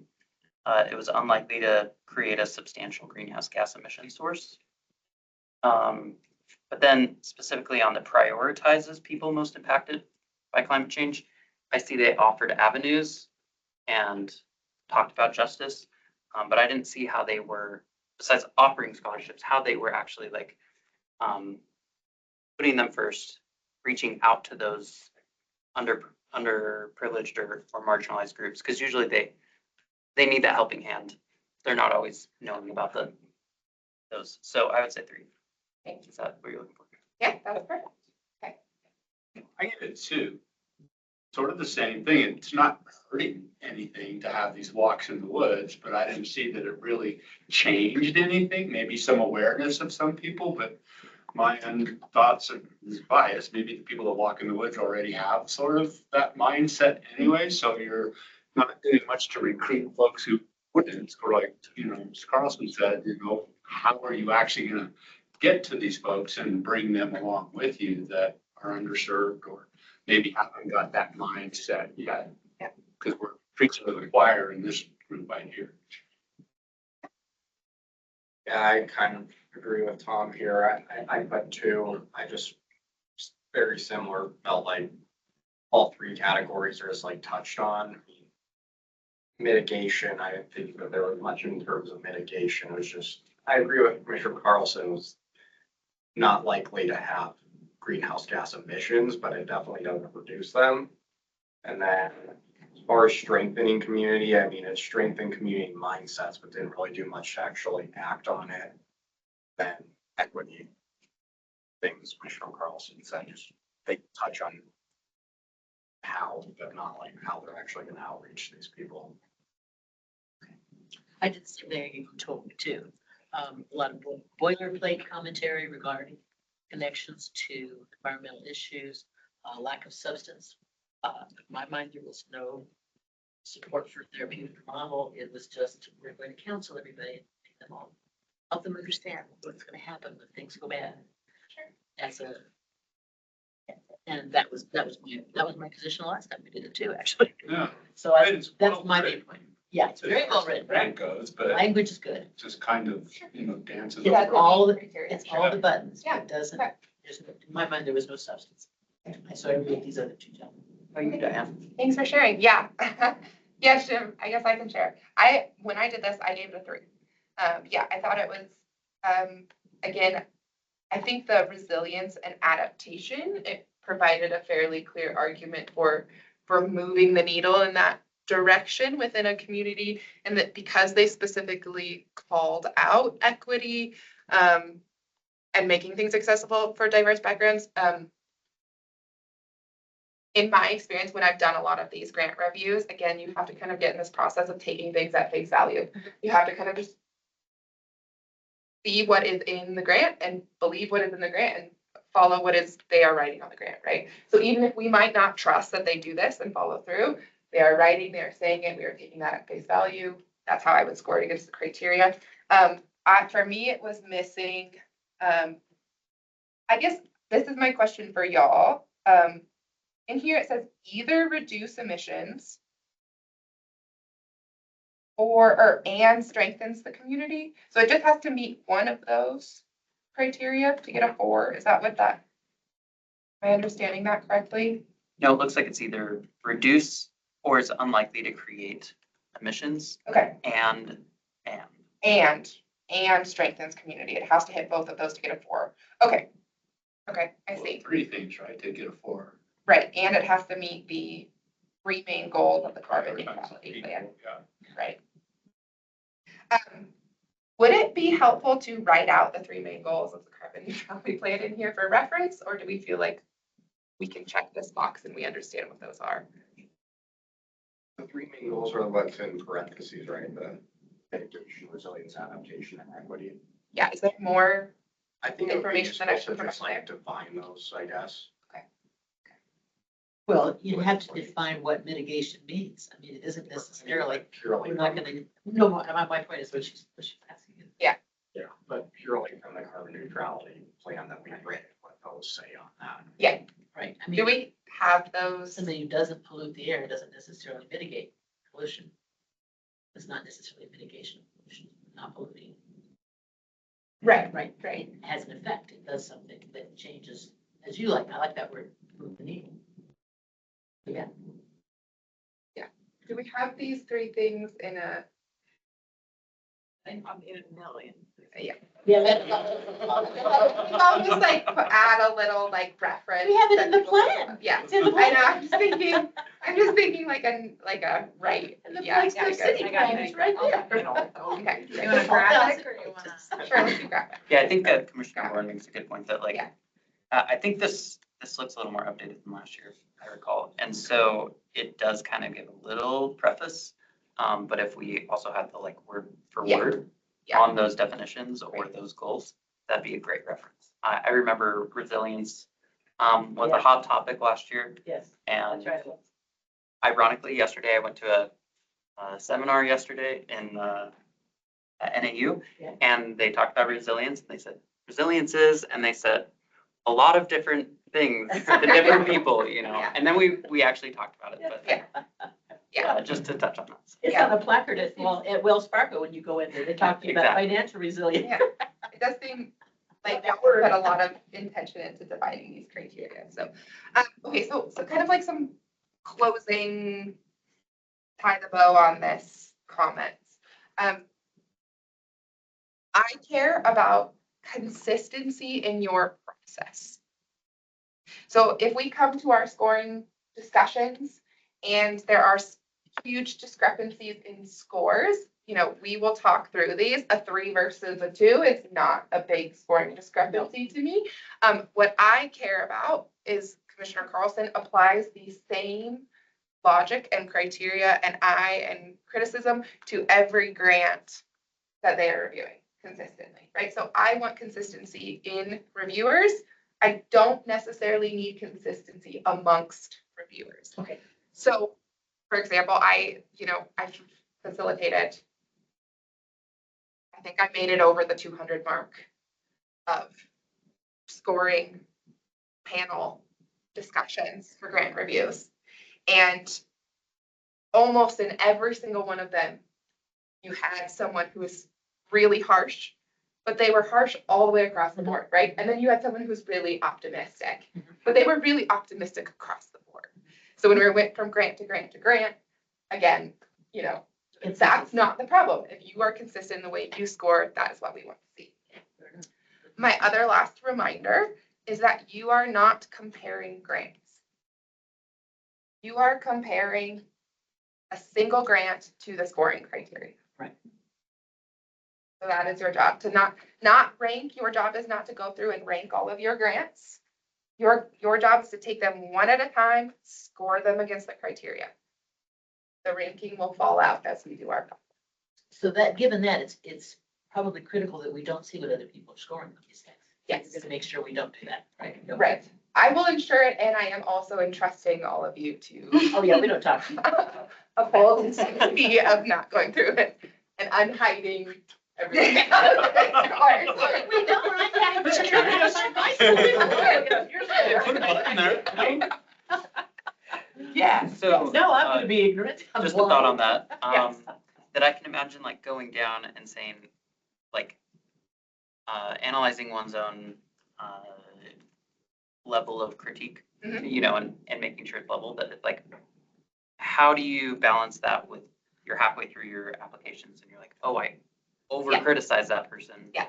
When, you know. Yeah. But like, how do you not Right. compare? Yeah, I totally understand. That is really hard. Compared to like grading, you know, Yeah. Right. you're comparing. Yep. That's right. You're gonna read one and you're gonna score it, Read all those and kids you in could the give it a class. certain score, and then you read the next one, you're like, wow, this one's really good. Man, I gave that one a 4, that doesn't make sense. So you can completely go back and revise scores.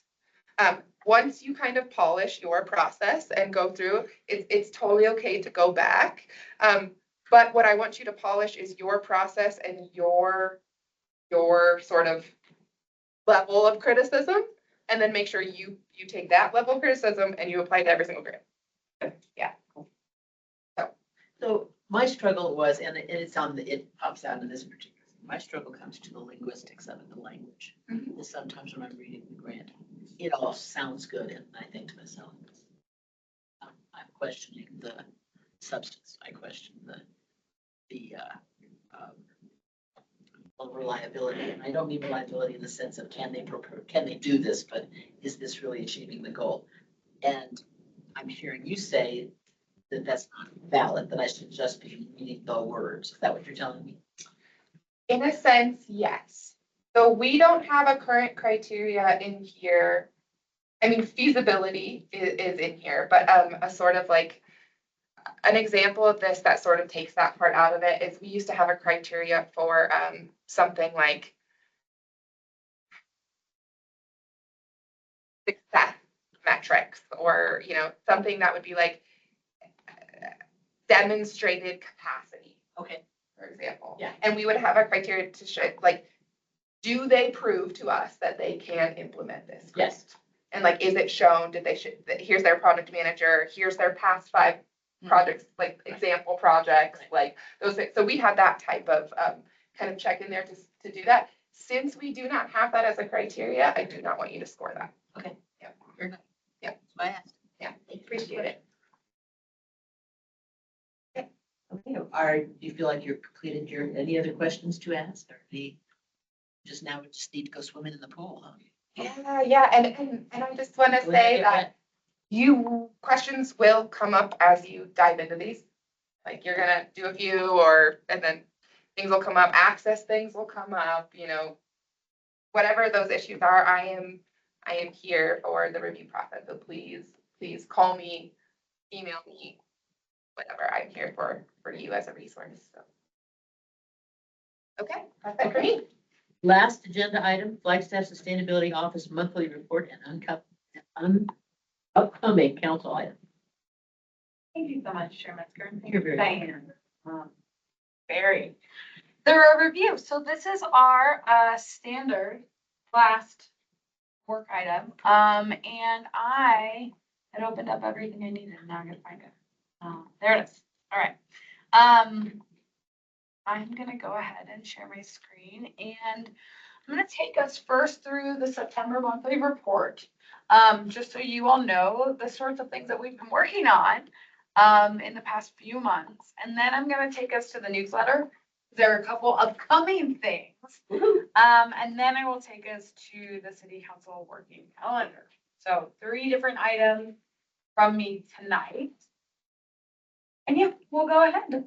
So our highlight at the top of our monthly report, and just so you all know, we're trying to get a little better about this, but these monthly reports are available on our website.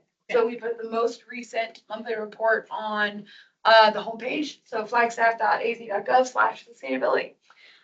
This first thing is just that we had a couple open houses for the carbon neutrality plan update, which I have been to commission to talk about many times. And they were really fun. We had a great time. We talked to a lot of folks. Right now we have a sort of virtual open house on the Connect Flagstaff website. So I'm actually just going to go ahead and show you that now. Okay. Have you all heard about Connect Flagstaff? No, I haven't. Okay. So it is connect.flagstaffaz.gov, and this is essentially the city's public participation website, which is really exciting. And you can scroll down here, and there's all kinds of projects taking feedback right now, which is really exciting. 2 of them happen to be ours. Then there is a survey on key community priorities, as well as the John Wesley Powell specific plan and the Buffalo Tank mural, as well as Steve's work on the Flagstaff Food Action Plan. So I'm just going to click on this one, and this is sort of, we give a little bit of information about the CMP update, why we're doing it. You all have all heard that, and then you can provide feedback. So in case you missed the open house, you can go in here and provide feedback. At this open house, what we really wanted to talk to the community about was what are their priorities? What are they concerned about? How do they want us to show up for climate action in their neighborhood? So that's that. Moving in, we continue to distribute flood barrier through the flood prevention program. Jenna and Sam continue the climate resilience project. So that's our once a month partnership meeting with the library. Flagstaff sustainability grants. We talked about you all. Jenna continued to work with the Equity Climate Advisory Group, which also has us. Our rebate program provided $9,000 in home upgrade rebates, which is really exciting. And we've officially launched our Energy Upgrades for Healthy Homes program. This was years in the making. This is our program that is funded by the Department of Housing and Urban Development, and it essentially retrofits folks' home for free. There's a huge barrier to retrofitting your home to get climate and cost saving benefits, and that is a lot of upfront dollars. Yeah. And so this program tries to overcome that barrier. It's a small program, but we are really, really excited to finally be launched there. So if you know anyone, Yes. we'll be advertising. Yes, that could do that. It is for folks who fall into categories of low-income household or a vulnerable household. So yeah, we can talk more if anybody has any questions about that. Congratulations. Thank you. Well, really truly to the staff as well as, And the funds will be flowing from HUD just any minute now, is that right? yes, yes, yes. It is, yes, luckily it's a reimbursement, so, yeah, but we also have, really important community partners here who help us actually get into the community with this. It's the Retrofit Coalition. Yes. Finally, I should just say we did submit our annual report to the Carbon Disclosure Project, which is really like where we send our annual greenhouse gas inventory numbers, just as part of our commitment to transparency and reporting. And what agency is that connected to? Is it Fed? Is it state? It is not, it is a private sort of third party reporting. It's actually called CDP now, not Carbon Disclosure Project, but yeah, it's where, but it is a sort of single source, kind of uniform reporting, which is really important across cities, really across the world. But who are they? Where are they? They're just a nonprofit organization. Oh, okay. What more than like carbon is reported? Yeah, so they ask for a lot of different resilience metrics as well. So it's greenhouse gas emissions with all these different categories, and then it is about also our resilience. And the reason that it is not sort of a, that we don't get asked for this federally, right? And so many different groups have said voluntarily we will report this to move us all forward, right? So that we can be transparent about our emissions. Right. The city of Flagstaff has committed to it through, we are, part of climate mayors. And the council conference of mayors, just sort of saying, we will do this work, we will report it to sort of just talk about where our communities are. From our neighborhood engagement and volunteer services team, they just, consistently put up big numbers in terms of how many people they're engaging. The number of cleanups, 11 cleanups in September, and, 197 people out volunteering in our community that they have facilitated, which is so cool. We had we finished up our watershed cleanup series. And that was a project that was really, elevated, by one Katie Seals, who's here with us tonight. Thank you. Thank you, Katie. We had a fall tourism day, and, we continued to operate our residential food scraps drop-off program, which is an incredible program if you don't know about it, but 4,400 pounds of food waste, taking those out of the landfill. In terms of food waste, I mentioned this before, but we have the Food Action Plan website has now been launched, and there were a few open houses that we did as well, back in, just last weekend. Volunteer program, Steve mentioned this a little bit maybe, but a lot of our work is really volunteer or facilitating volunteering by both the community as well as by city employees. Yes, question. Quick question on the food scraps Yes. drop-offs. Is there one on the west side of town yet? Like, Yes. yeah, There is one west of Milton. at the West of Milton. The Great the question. densest, nearly the densest part of Flagstaff. Nearly. Is that compostable with food scraps that we can talk about? Yes. Oh, that's the one in the park. There's one right there in the park. Yeah, there's one at Bow and Arrow Park, which I believe is down by you. So that Lake one Mary might be, yes. Very good. There's one at the Aquaplex, one at Flagstaff CSA and Local Market, Hal Jensen, and Flagstaff Family Food Center. So you were right, there's not one west of Milton. I realized since I live in Woodlands Village. Yes. And it seems to be an underrepresented neighborhood, that I make sure to speak up for them, because it's really important. Since a lot of it's student community, that services don't seem to be provided as much, so That's right. just trying to speak up for that. I really appreciate that. Yeah. We will send a note over to our team that's here. Awesome. They As could our, put one right next to the glass collection place over on NAU campus. they could, I would still not get as west of Milton. So I think I really appreciate it. It's really important. It's our almost densest favorite, and it's also probably like, it is very large and there's a huge amount of folks. I was just gonna say, Cameron, if you're interested, there's a club at NAU that has a big compost area that you can take stuff to. It's pretty close. I mean, I find a place, but yes, like Slug. and- Geographic. Yes, Yes. Geographic distribution. Yep. Thank you. Mhm. All right, so thank you for the good question. Volunteering, Sustainability Commission, we talk about you all in our report, which is lovely. And we also talk about the huge reach that we have, due to the efforts mainly of Kenzie Marino, who is wrapping up her AmeriCorps term right now. But that we get the reach and the folks that we get to through social media. So it is 10,000, folks in September, which is pretty impressive. So that is it for the monthly report. Really quickly, I'm just gonna show, do you all get our newsletter? Like in our mail? No, I wish. To your email. Well, 400 emails a day, it's hard. to Yeah. tell. That's right. So this is our newsletter. And if you don't get it, please All right. shout, because we really want you to get it. It is our main source for communicating events. We talked about our open houses. This is the October one. So there's gonna be one week from tomorrow. We're doing it a Oh. day early, I think, for the newsletter. We're sending it on Halloween. So, but it talks about all the volunteering opportunities. There was volunteering just last week for Southside. Drop-off day though is coming up. It's on Saturday. So your batteries, your lead bulbs, your medications, Had a party. it's the best day of the year. It's at 10 a.m. And it's the best day of the year in terms of the service to the community, so that you don't have to drive out to the Hazardous Product Center.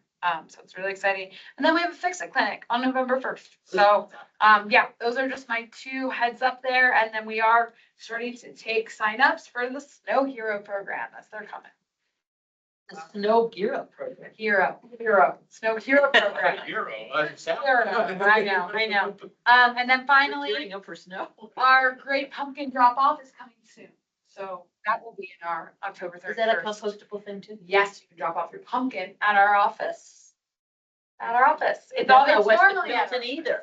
Is it west of Milton? like basically due south of them. I'm confused about So- where west of Milton is. Sorry, due north. I thought you were making a joke, but I realized you were, and I wasn't gonna watch out for it. I didn't want to embarrass I'm you. worried. That is what he's talking about, the where Staples is Well, that's west. west of Milton. It literally Lots of like people live anything less. Yeah, I than- live there If you too. live in that, if you Nice, have nice. that kind of economy, you can Yeah. drive Yeah. over to that park. Lake Emery Road. Or take the bus. There's a bus right by that park. Jenna, go ahead. Yeah, I have one more thing, and Diane did send this to you all in an email on Monday, but it is about the community development block grants. So you'll hear CDBG. So there on next week, there is a community meeting at the Market of Dreams. And so they're inviting the community to come talk and share needs that you identify and priorities.